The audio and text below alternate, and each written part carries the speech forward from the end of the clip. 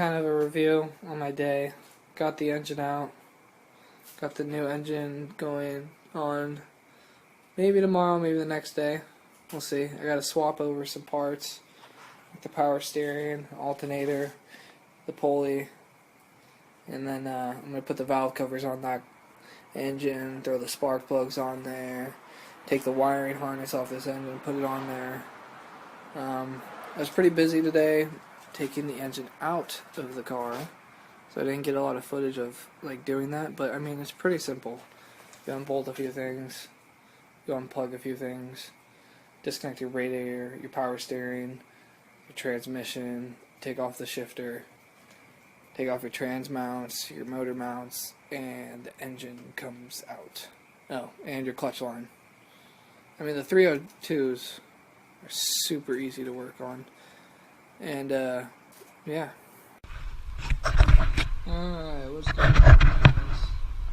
So tonight, I'm working on... I got the engine. The old engine's over there.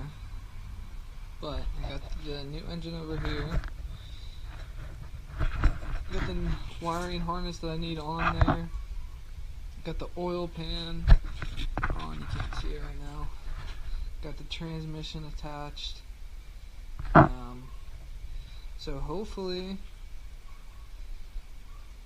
I could drop it in tonight.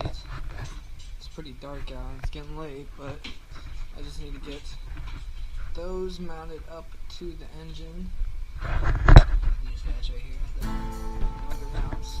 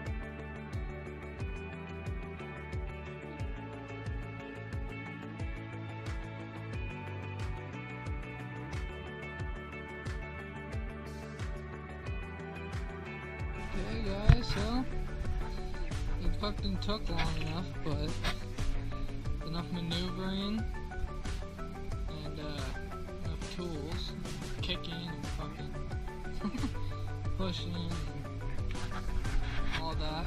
I got it in there. Almost thought I was gonna have to re-drill the motor mounts. They're in there. Engine's in. Not the prettiest looking. I gotta get the valve covers off this engine. The old one, Cobra. Valve covers. I'm gonna paint them either red or black. Probably black on the valve covers and red on the tip. But yeah.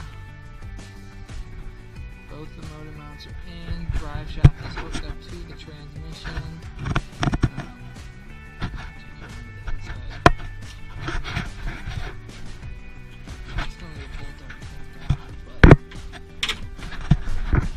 Tranny isn't even hooked up yet. Need to find the cross member bolts. I put them somewhere. I haven't really started searching, but I just don't remember where I put them. But I got the mounts. Those guys are ready to go on. Pretty much everything's ready to go back together.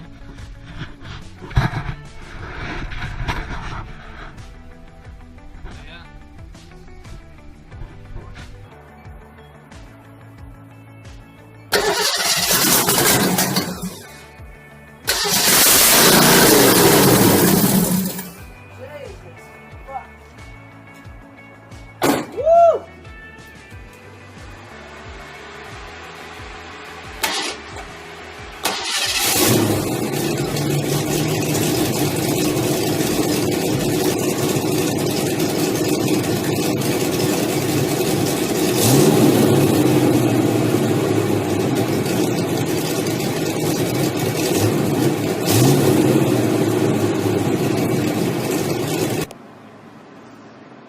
Need a bigger fan.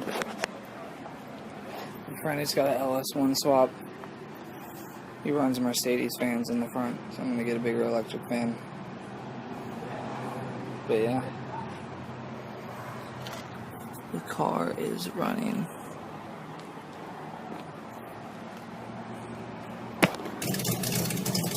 Yeah, I'm pretty sure that's what that is. Yeah, I think so too.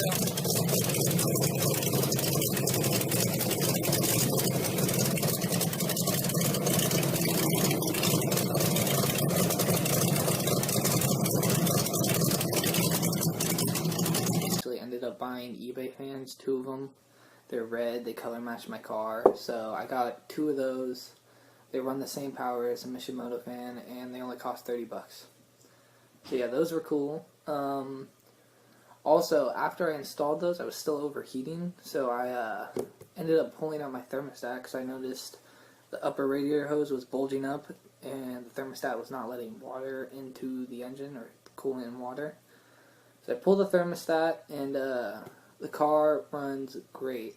Other than the fact that I also had to switch around some of the coolant temperature sensor wires because I was reading online and I was looking at the 5.0 wiring diagram for the engine block and the temperature sensors and the injectors and stuff. So I was looking at that, and the guy, he had whoever built the car, I didn't understand this, he had the temperature sensor. He only had one temperature sensor, and it was in the port that you're supposed to have the sensor for the computer. There's supposed to be a sensor in that port on the left side of the block. If you're looking straight at it, you know, from the front of the car. The left side of the block, there's supposed to be a port that you have a temperature sensor sending to the computer telling how hot the engine water is and the coolant is. And then there's another port on the other side of the block, on the driver's side of the block, that is where you're supposed to have the temperature sensor for your gauge plugged in. And he didn't have anything on the gauge side. There was just nothing there. It was just capped off. I was just like, okay. And he had the gauge plugged into the side where the temperature sensor for the computer is supposed to be.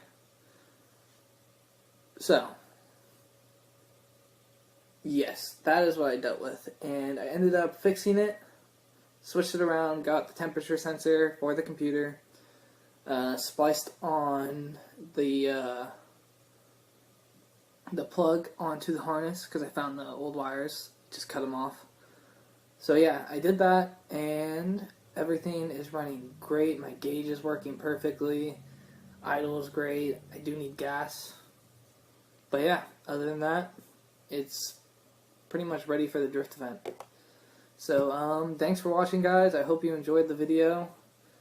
I will try to upload more videos. I am going to be making a bash bar soon. Got a drift event on the 16th that I'm going to at Sonoma Raceway. It's opening night. So it should be pretty fun. And I have only really driven this car like maybe 3 laps at Sonoma Raceway, and it was overheating, and it was just impossible to control because of a bunch of suspension issues. But yeah, thanks for watching. Hope you enjoy. Subscribe if you want to watch more, and thanks. See ya.